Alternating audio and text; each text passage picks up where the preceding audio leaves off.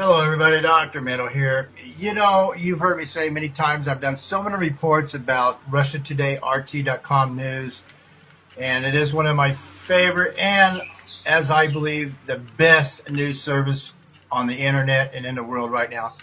But you know, there's been some indications that they're getting to kosher kindness going on here. And they even gave a Zionist his own show on Friday, which I'm not going to plug. I'm not going to mention any more about it. But one of the articles that Watching the Hawks with Tyrell Ventura, Jesse's son, and they were reporting on the $3.5 million fine that was put on Pacific Gas and Electric. So they're talking about this lawsuit, this fine, this judgment, and they're going, oh, Pacific Gas and Electric, PG&E, blah, blah, blah, blah, but never did they ever mention the name Rothschild. Never. And why, I ask, why didn't they? They know damn well who is the major stockholder of Pacific Gas and Electric.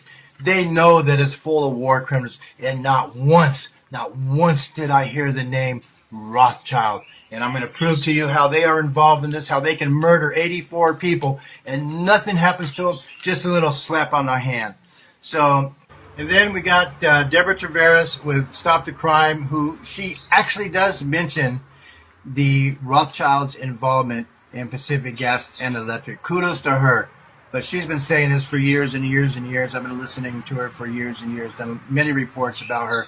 And she has boldly come out and actually says, yes, this is a Rothschild corporation. So watch all of this video, the rest of this video, and you'll see what I'm talking about. And I'm a little leery about it, but it's still the #1 news service in the world. So I'm going to bring this to your attention, and I'm going to put some comments in the YouTube video that they have said about why did they not even mention the term Rothschilds, being part of the Vanguard Group, being the major 40 million shares of Pacific Gas and Electric. Okay, here we go. Trying to understand just how punishment and justice here in the U.S. is based in these last few news cycles. What would we see? Well, we'd learn that if authorities thought you'd passed off a fake $20 bill, you'd be tortured and put to death in under 9 minutes as punishment.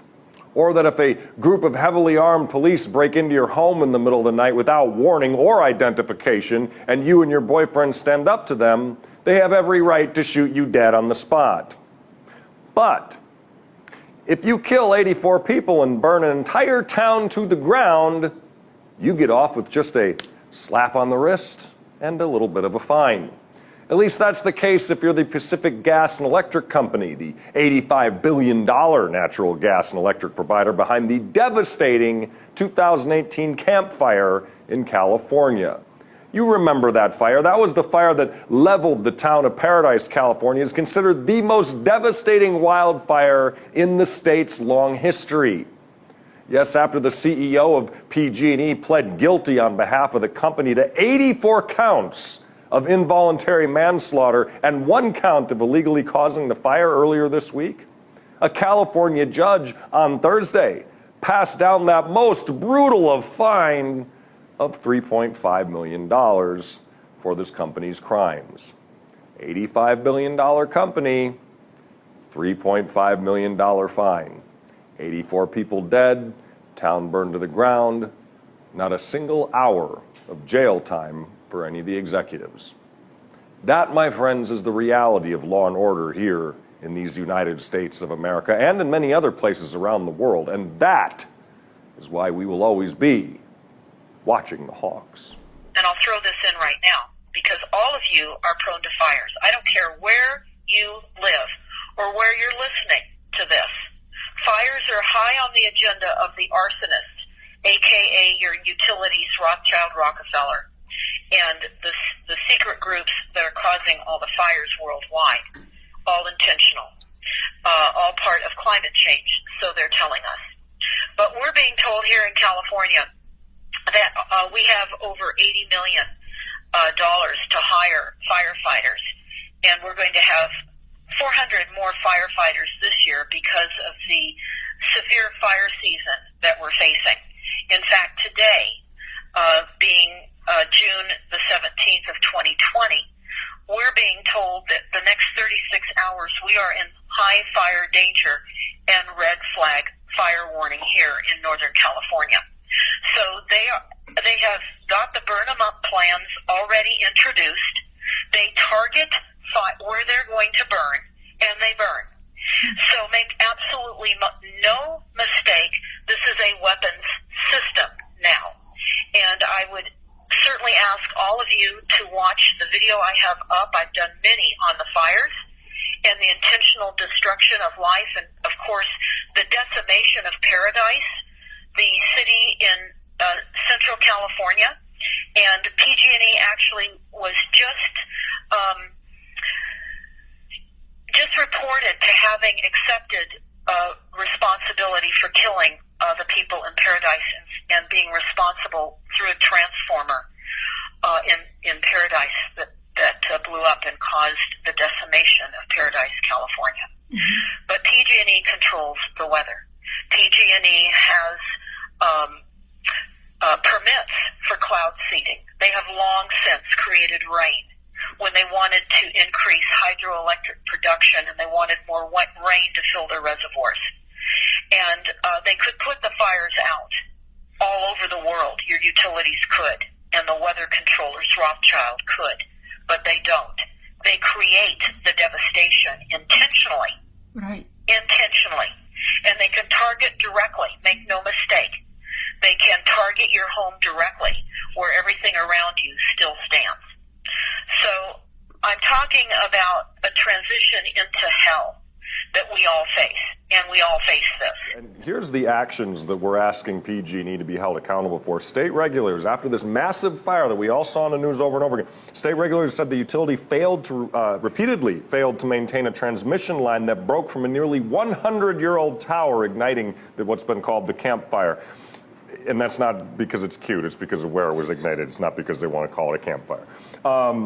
100-year-old tower. It speaks to the devastation in our infrastructure in this country, but it also speaks to the fact that they could have stopped this repeatedly over and over. I want you to hear this. Victims they're not having it. Joseph Downer, whose brother Andrew died in the fire, told the New York Times, quote, "The court is supposed to provide justice. I don't believe justice is served by a $3.5 million fine. If ever there was a corporation that deserved to go to prison, it's PG&E."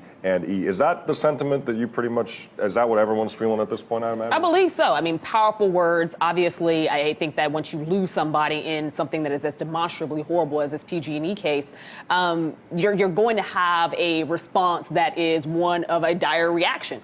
What we saw was that, justice was not served here. That settlement doesn't even, take into consideration all the depth of what actually occurred. And I think that, revisiting this and recognizing that we could have done a lot more. Mm-hmm. We should have done a lot more.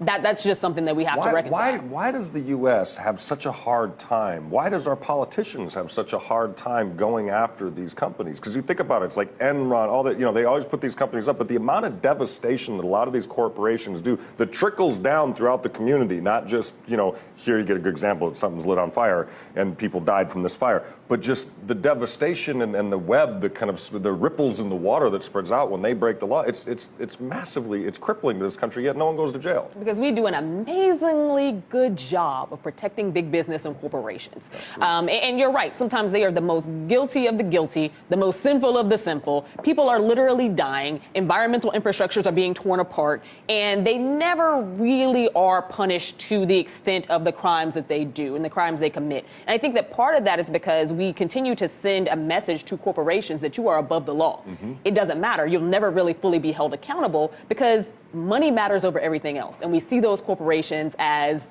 why America's America. We see those corporations as what we're built and founded on. And I don't think that we'll ever reach a point where they actually are punished for their injustice. Does it make you sick when you then see these $1 million pundits, $1 million a year salary pundits get on TV and they talk about Black Lives Matter and say, oh, how dare these rioters burn down Wendy's? How dare they burn down this? This is a company that burned an entire town and killed 84 people. And I don't hear them yelling and hollering about PG&E. Exactly. These are the same types of companies that do things like that. These are the same types of companies that, pour a lot of scary chemicals into the water that we drink every day. So we need to really think about, what leveraging points these individuals have when they throw shade on protesters, when they're considerably creating a lot more damage and long-range damage that they are never held accountable for. Yeah, the advertising on a lot of these stations that you see these guys get up on TV and talk smack about the protesters, a lot of those advertisers are the ones who are getting caught in these horrible corporate crimes that do far more damage to a community than people fighting for justice and equality. Okay, let's take a quick look at this Vanguard Group. You can see they own 40 million shares. And who it is the who's who of all of our famous war criminals. Look at these names. My God. The corporation is owned by Dick Cheney, the Rothschilds, the Bushes, the Rockefellers, Clintons, Donald Rumsfelds, and many other influential people and owners of the Federal Reserve. This is the who's who of war criminals.